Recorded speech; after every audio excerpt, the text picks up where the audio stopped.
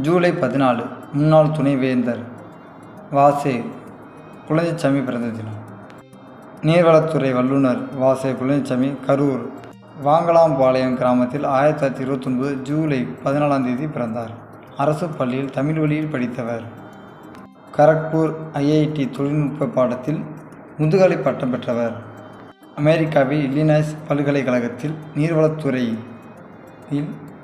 முனைவர் பட்டம் பெற்றவர். பிறகு சென்னை கிண்டி பொறியியல் கல்லூரியில் பேராசிரியராகவும் ஆய்வு பணியில் ஈடுபட்டார்.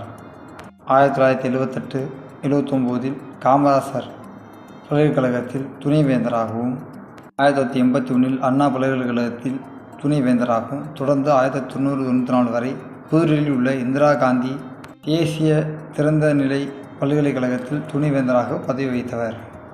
நீர்வளத்துறை ஆய்வு இலக்கியத்தில் இவரது கண்டுபிடிப்பு குழந்தைசாமி மாதிரியகம் என்ற பெயரில் வழங்கப்படுகிறது.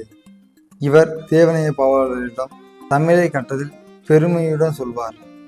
கவிஞர் குலோத்துங்கன் என்ற பெயரில் கவிதைகளையும் எழுதியுள்ளார்.